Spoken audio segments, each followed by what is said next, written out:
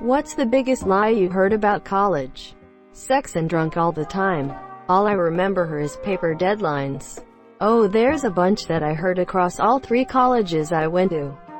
All the dining hall food had laxatives in it, so you'll shit it out before you get food poisoning. If the professor is more than 15 minutes late, everyone can leave without getting in trouble. If your roommate dies, you get an automatic at every class. Every elevator and crosswalk has a secret code you can punch in to make it go faster. Every building is haunted. Most of that is totally false. Most professors respected the 15-minute rule at my college. Literally had a professor run into class 14 minutes late and yell, "I made it." Everyone. Sucks to be you. College is weird. I am a college professor. And these are the actual lies I was hoping to see. College experienced success stuff is just subjective. You need to go to college in order to succeed in life. It's the best time of your life. I love being disoriented and depressed all the time. What are you talking about? That there's this sudden massive difficulty hike as soon as you get there.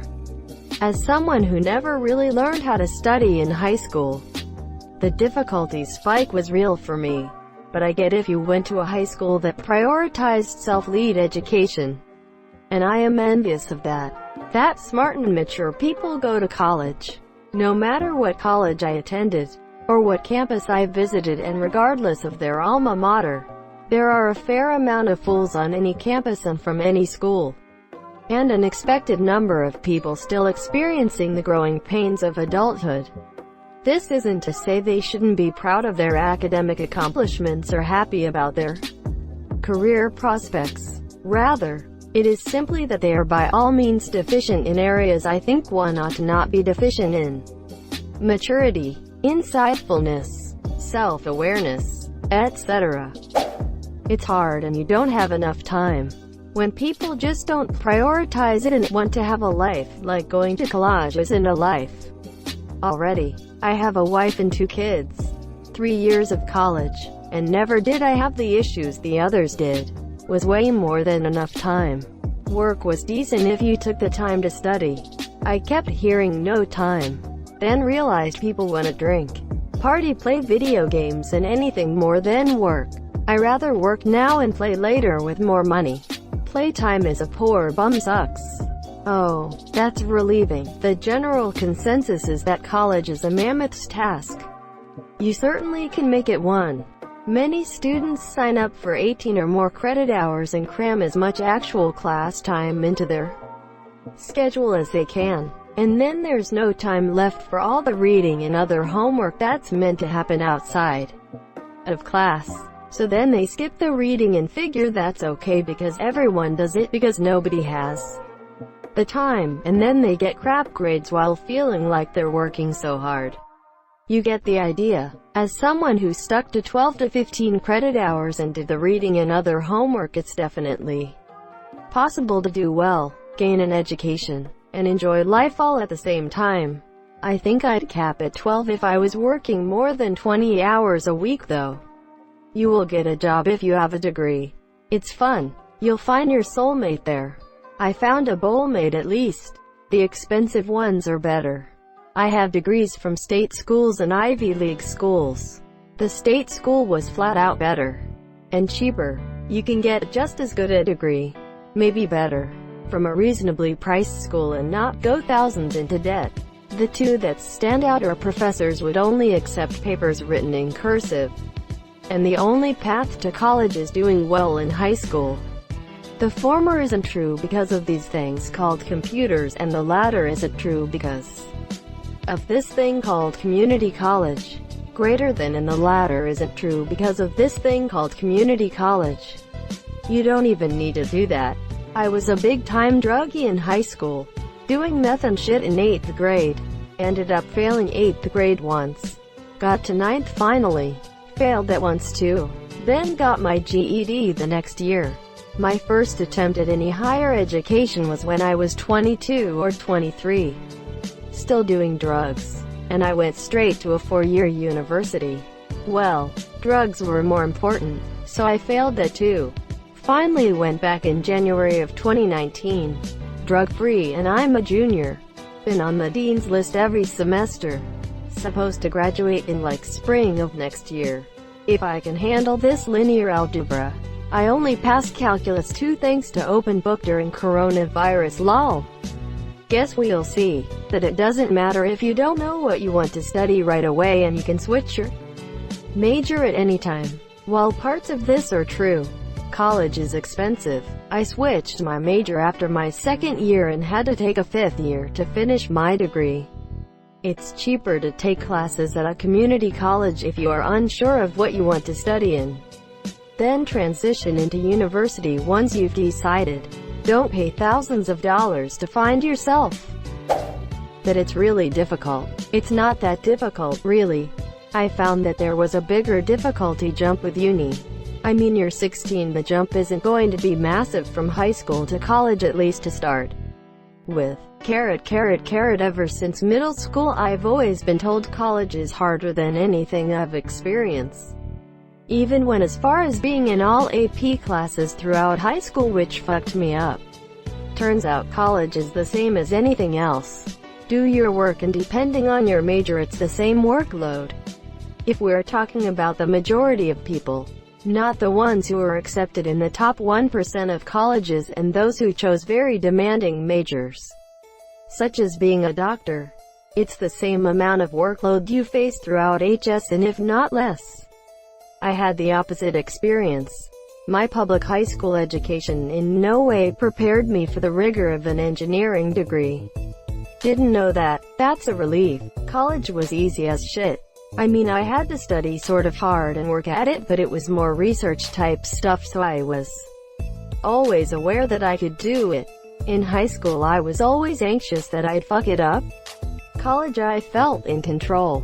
As long as I do this, this will happen. I was just about to write the same. On my first day at university we were told that you may have thought high school was hard, but this is going to be much harder, and many of you will drop out. Maybe that's true for some people, but I found university far easier than high school. I think the major reason for that was that high school is general education, where you learn a lot of things that may be important, but that you're not that interested in. By contrast, at uni I was enrolled in a course that I found incredibly interesting, so I automatically put in way more work. I was an average student in high school, but finished in the top 5% at university. So, as long as you pick a field that interests you, rather than just something that you think pays well, or that your parents want you to do, it's easy to do well. That you'll meet the love of your life there. You need a degree for a job. Too many entry-level jobs need a degree, when really anyone fresh out of high school could do the monsieur. That the friends you make there will be lifelong. I learned that you make a lot more acquaintances than friends in college. Thinking back, it's weird and funny how I would be group partners, lab partners with someone I was randomly paired up with, work with them for weeks, and even exchange phone numbers, emails. A year can go by and you see them by the quad and they don't even acknowledge you. Growing up in the South, it's nothing but lip turds and their safe spaces. Quote, literally nobody cares what you politically, religiously, whatever identifies. On a campus with thousands of people, there's too many different things going on to care. Scholarships are awarded more of personal connections and influence than on a candidate's scholastic achievement or financial need. In my experience, scholarships are not awarded based on scholastic achievement. My university canceled postgrad merit scholarships entirely because they couldn't afford it.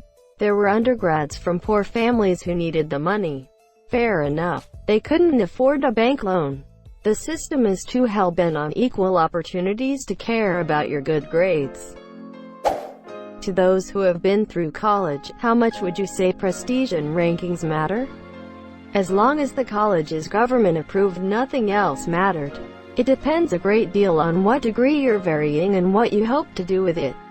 On some career paths, reputation will matter a lot. On others, it might not matter at all. I have an undergrad degree and I'm currently working on my master's, both at fairly prestigious universities. And now that I'm in grad school, I feel like I can usually tell the difference between the people who went to an elite school for undergrad and those who didn't. I don't know if the quality of instruction is really all that different from one school to another, but you're more likely to have smarter and better motivated peers at a prestigious university. Not guaranteed, but more likely. There is one other key difference that sets the prestigious schools apart. Companies are more likely to recruit there. I'm currently working for a fairly large tech company that has a short list of schools where they recruit heavily, and my undergrad was one of them this year. I never actually applied to this company per se. They reached out to me instead. It's fair to say that I would never have gotten this job if I went to, at worst, the university. So yeah, even though the instruction may be basically the same, there can be some real benefits to the so-called elite schools. If you can afford it, they definitely help to get into certain jobs at certain companies. For instance, if you really want to go to Wall Street or go to a top consulting company, the vast majority of hires come from top schools.